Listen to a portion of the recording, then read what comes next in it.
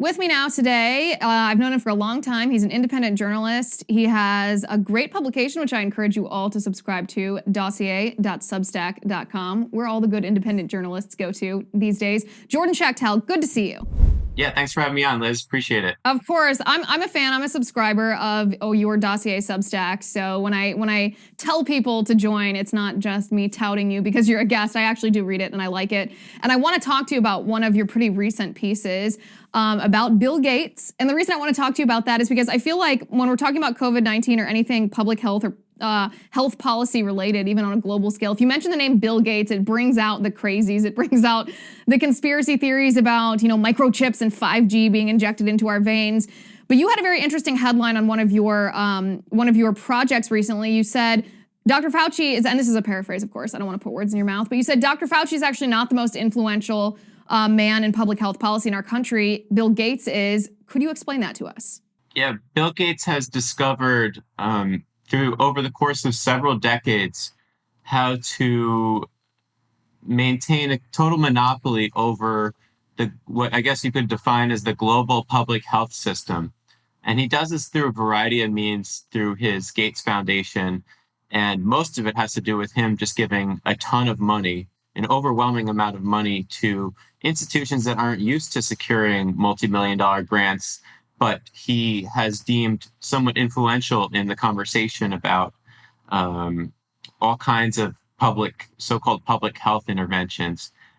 This includes spaces in the journalism world. It includes, of course, his funding of organizations like the World Health Organization.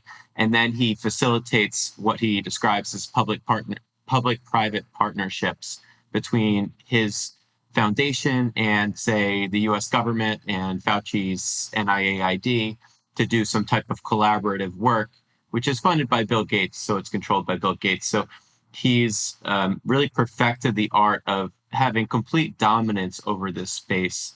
And it's a sad state of affairs in this public health world because it seems that all roads lead back to some form of funding from Bill Gates himself, and as your audience is probably well aware of, he has very little background in any kind of expertise on infectious diseases and stuff like that. It's very much that Bill Gates has taken an interest in curing the world of all of our problems, and sometimes the road to hell is paved with good intentions. And you can argue whether Gates's intentions are just, but he has way too much power over the space. Yeah, and you're giving him more benefit of the doubt than I do. I think he's a total creep. I mean, look at the reports of how he was treating women in his organization, but also just look at how he's acted towards women in Africa. I mean, he's admitted that he wants population control. He wants women to have fewer children. At first, he did a birth control initiative to try to stop women's fertility in Africa. And then he used vaccines to do the same thing. I mean, I personally find him to be a total creep. Doesn't mean he's not allowed to spend his money how he wants, but it does bring up the question of what he's doing with so much influence when he does create these public-private partnerships. And there's one of these partnerships specifically that I think is troubling, maybe the most troubling, not overall, but the most troubling in the sense that this public-private partnership has dictated a lot of the response to COVID-19, and that would be Gates's funding of some of the prediction models that were giving these world-ending, fatalistic, dire predictions at the beginning of COVID-19. And those predictions drove the policy from the politicians. Yep, 100%. So Gates's U.S. funding to the prediction organization went to the Institute for Health Metrics and Evaluation, and that's what Fauci and Deborah Birx, who used to be in the government, was the top White House coronavirus coordinator, whatever her title was. They were relying entirely on this organization, which is funded through hundreds of millions of dollars in Gates money. And the chief scientist of that organization, Chris Murray, is basically like a stooge for Bill Gates. He's not like his second in command, but he's a yes man for Bill Gates's priorities. And then on the other side of the pond, the other major modeling institution, and both of these have failed spectacularly when it comes to like giving an accurate prediction of coronavirus outcomes and ways to stop the spread and all that stuff. But Imperial College UK, also a very similar situation. Gates doesn't have an absolute monopoly over funding, but he has flooded the space in their global health departments and with a man named Neil Ferguson has received a lot of Gates funds too. So these two institutions were the two dominant modeling institutions that the entire world was using, and they were 100. IHME was 100% Gates funded, and Imperial College, you at least had a plurality or a majority of Gates funding. So totally, coming from one man essentially who was awfully wrong about the pandemic so many times. Right. And here's the thing. At the beginning of the pandemic, I have very little tolerance for public health officials being wrong, by the way, when their wrongness imposes on our freedom and liberty, and especially on our economy, and as it has the last year and a half. We don't need to get into all that. But I have a little more tolerance for public health officials who implemented policies that turned out to be bad and then recognized that they were bad, acknowledged that they failed, and apologized for it, and then rolled them back.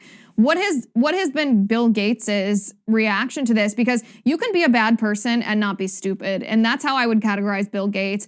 He might be doing things that I consider to be bad, perhaps that make him a bad person, but he's not stupid. He can see the reality of what's happened in our country. He can see the reality of what's happened around the world. And the predictions from those models are simply not true. So Gates is kind of trying to move on to climate change and trying to manage people's health outcomes. He's now moved to this, the catastrophic climate change stuff that the world's going to end in 10 years. So, forget about all the COVID stuff and how wrong he was. We're moving on, according to Gates. It's really the lack of accountability. This is a man who, like Dr. Fauci, has never done an adversarial media interview in his entire life. He significantly funds the media, especially institutions in the UK that did a lot of the panic programming, like The Guardian and The Telegraph and the BBC. Gates gives them millions of dollars specifically to report, quote unquote, report on public health matters. But no, he's never really addressed this issue. His wife, or his ex-wife now, because he got divorced I think very recently, she said that something along the lines of, we really should have thought through the negative side of lockdowns before we recommended them. So in an interview to the New York Times, which was probably 6 months ago now. But Bill Gates has never acknowledged that he was wrong about anything, that he has any regrets. It's just, he's moving forward onto the next issue. He wants to, stop people from eating beef, and he's very concerned about climate change now. So that's his big thing. Well, I mean, it's appalling that those in such positions of power, I think Melissa French Gates, I mean, in a sense, I guess good that she recognized that, but it's appalling that she admitted that these people with such enormous influence and power over our government, which means over our lives, didn't even think it through before they imposed the lockdowns on us. And I mean, it's pretty obvious. So I guess this is a rhetorical question to you. Answer it how you will, but have we thought, or has the Gates Foundation and Bill Gates thought about the repercussions of what he wants policy-wise to be implemented when it comes to his next so-called emergency, which is climate change? It seems that Bill Gates is caught up in this form of very dangerous technocratic authoritarianism, where he feels like he's right about everything, and he wants to kind of push his will onto billions of human beings who he views as essentially like the pawns in his weird medical experiments that he's happy to conduct on entire populations. You referenced earlier the stuff that went on in Africa, but this is kind of, this is something that's come up in his past. And unfortunately, during the COVID stuff, he's just so much dominated the space that he was able to push his policy measures on billions of people. And it's, these lockdowns are still going in so many countries now. And a lot of it is the fault of, one man and his nonprofit institution, where he just ran wild and, after building up all these partnerships for so many years, used that influence to get a total monopoly on COVID reaction policy through all these world governments. Well, how do we hold him accountable? I know he's not an elected official. I know he didn't break any laws. How is there accountability when he gives so much money to the media organizations? Because that's the point of journalism, right? That should be what the media does when he's not in a position where he's breaking a law and he's not in a position to be voted out of some office. It should be the media's job just to expose his corruption. But how do we get accountability for his behavior, since it's impacted our lives, when he also funds the media organizations that should be holding him accountable? Yeah, there's no easy answer. I think that, at least on the optimistic side of things, that the American citizens and everyone around the world has seen,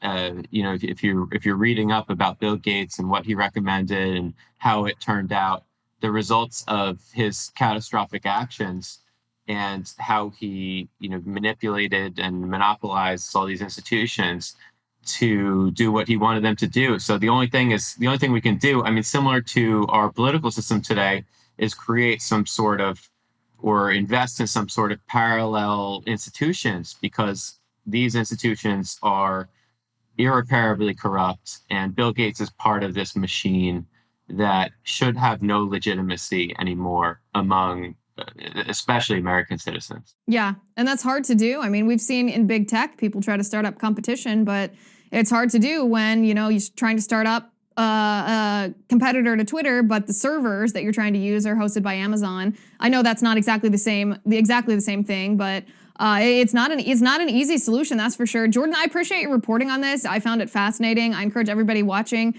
this, go to dossier.substack.com so that you can follow Jordan Schachtel's work. Jordan, good to see you. Thanks, Liz. Appreciate it.